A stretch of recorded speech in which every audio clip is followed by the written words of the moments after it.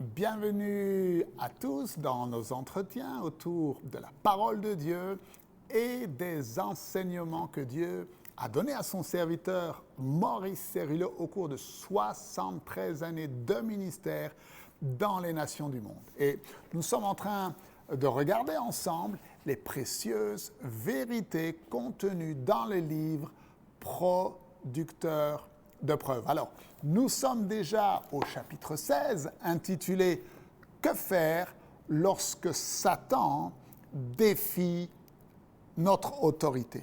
Et nous devons nous rendre compte que tant que nous serons ici sur cette terre, Satan essaiera de défier sans cesse notre autorité par tous les moyens dont il dispose. Cela veut dire qu'il se servira des gens, même parfois et souvent de nos proches, pour nous bombarder de pensées négatives ou incrédules et nous rendre impuissants pour accomplir les œuvres de Dieu. Alors, de tout mon cœur, j'espère et je prie que vous désiriez que Dieu se serve de vous, utilise votre vie. Que vous désiriez être un canal de la puissance de Dieu et que vous vouliez faire partie de l'armée victorieuse du Dieu vivant. Et cette armée, remplie d'autorité, suscitée par Dieu pour recouvrir cette terre de la gloire du Seigneur et du royaume de Dieu, vous en faites partie.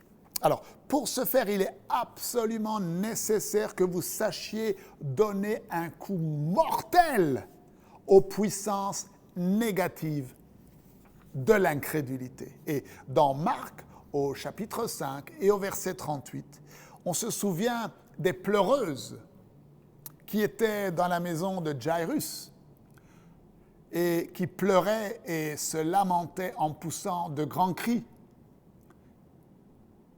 à cause de la mort de sa fille.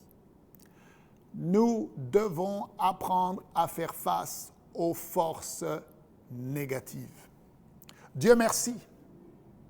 Dans ce récit, Jésus était là sur place avec une déclaration positive de victoire en face de toutes ces pleureuses.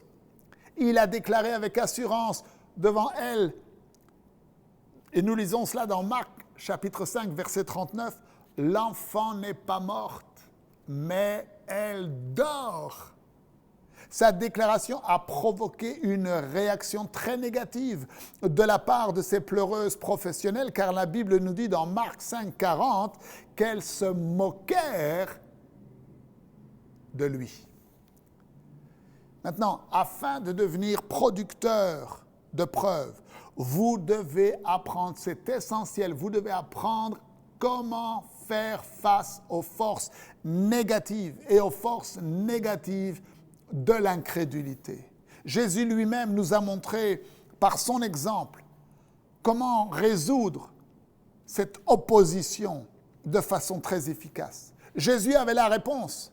Il a regardé Jairus et il lui a dit « Jairus, tourne-leur simplement le dos. » En effet, Jésus s'est complètement débarrassé des moqueurs. Et nous lisons dans Marc chapitre 5 et au verset 40, « Alors ayant fait sortir tout le monde, il prit avec lui le père et la mère de l'enfant et ceux qui l'avaient accompagné, et il entra là où était l'enfant. » Et vous savez, lorsque les forces négatives de l'incrédulité surgissent contre vous, eh bien, les pleureuses professionnelles qui prétendent que les miracles ne sont plus pour aujourd'hui, les voix qui profèrent des choses contraires à ce que Dieu nous a dit dans sa parole et dans notre esprit, ne leur cédez jamais un centimètre, ne leur cédez pas un seul instant.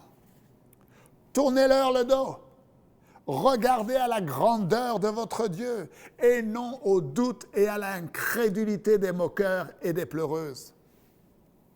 Les enfants d'Israël auraient pu s'épargner 40 ans de misère et d'errance et se trouver dans une meilleure situation s'ils avaient écouté les déclarations positives et les promesses de Dieu au lieu d'écouter le rapport négatif des espions qui avaient été envoyés pour explorer Canaan. Et en faisant sortir les enfants d'Israël hors d'Égypte, Dieu leur avait dit, écoutez la promesse, c'est vous qui posséderez leur pays, je vous en donnerai la possession. C'est un pays où coule le lait et le miel. C'est la promesse de Dieu. Je suis l'Éternel, votre Dieu, qui vous a séparés des autres peuples. Nous lisons cela dans Lévitique 20, au verset 24. Néanmoins, arrivés aux frontières de la terre promise que Dieu leur avait promise, ils ont envoyé un comité pour explorer le pays et ils ont décidé par vote s'ils devaient, oui ou non, entrer dans la terre promise. Et l'histoire est rapportée dans Nombre chapitre 13 et le vote fut de 10 contre 2. Les forces négatives l'emportèrent. Un rapport négatif du comité. 10 des 12 hommes qui étaient partis explorer la terre sont retournés et sont revenus avec un rapport négatif, un rapport d'incrédulité. Alors, que devons-nous faire lorsque Satan défie notre autorité? Que devez-vous faire lorsque Satan défie votre autorité? Et dans le cas ici, le rapport fut si négatif qu'ils se sentaient tellement petits, comme des sauterelles. Ils ont cru que le diable mesurait 3 mètres de haut et qu'il était tout-puissant. Il y a eu cependant 2 hommes qui sont venus avec un bon rapport, Caleb et Josué. Et ils ont donné ce rapport, mais c'était le rapport de la minorité. Et ils ont dit, montons, emparons-nous du pays, nous y serons vainqueurs. Et nous lisons cela dans Nombre 13 au verset 30. 10 votes négatifs ont fait que toute la multitude des enfants d'Israël ont raté la chance de posséder cette terre pleine de bénédictions et de promesses que Dieu leur avait données. Mes amis, il est temps que nous cessions d'errer dans le désert de la confusion, de l'incertitude, du négativisme qui se trouve dans de nombreuses églises aujourd'hui. Il est temps que nous entrions pour posséder tout ce que Dieu a réservé pour nous et pour les autres à travers nous. Cette stratégie de s'élever contre le peuple de Dieu avec des forces négatives est une stratégie que le diable a employée dès le commencement. Ne vous laissez pas prendre au piège. Nous avons besoin de connaître les stratagèmes de Satan et savoir comment maintenant nous pouvons les combattre. Voici ce que Paul a déclaré dans 2 Corinthiens 2, 11. Nous n'ignorons pas ses desseins. Au temps de Néhémie, lorsque les Juifs commençaient à rebâtir les murailles de Jérusalem, Satan a déchaîné toute sa panoplie de forces négatives contre eux. Dans Néhémie 4, du verset 2 au verset 3, on voit qu'il a d'abord essayé en se moquant des Juifs. Et je vous encourage à lire le passage. Mais Néhémie a déclaré que le travail continue. Cela n'a pas du tout ébranlé le peuple juif. Ils ont simplement invoqué le Seigneur et ils ont continué leur travail. Alors maintenant, ensuite, l'ennemi a essayé une autre tactique. Il a essayé de les inquiéter. Et vous lirez ça dans les versets 10 à 11. Je suis en train de vous parler des stratégies, des forces négatives qui veulent s'opposer à votre autorité, la moquerie, l'inquiétude. Plus loin, la tactique que l'ennemi a essayé d'utiliser est de semer le germe négatif de la discorde, les faire s'opposer les uns aux autres.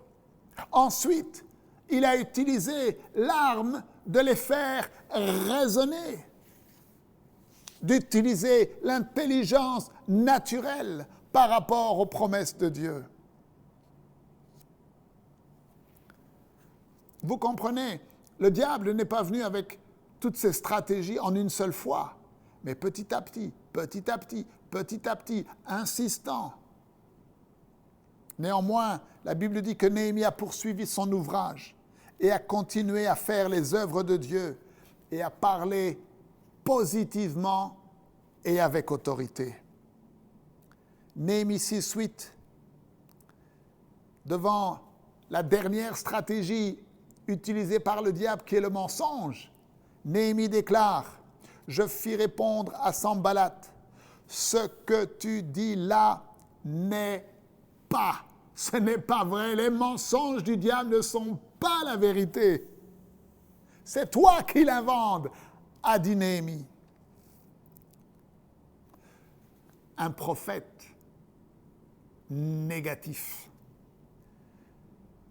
On aurait pu penser que là, le diable allait abandonner après toutes ces tentatives, après l'échec de toutes ces attaques. Non. Il a réapparu, mais cette fois, en la personne d'un soi-disant prophète de Dieu, qui a voulu avertir Néhémie sous le couvert de la piété. Il lui a dit, arrête de bâtir, cache ta vie, protège-toi. Mes amis, Satan se servira de toutes les armes qu'il a à sa disposition. Et bien souvent, il se servira de vos amis, de vos connaissances religieuses, bien intentionnées parfois, des responsables religieux, pour essayer de vous décourager. Tous les prophètes, mes amis, ne viennent pas nécessairement de Dieu. Certains ont été embauchés par l'ennemi pour de l'argent. Nous devons savoir faire la différence.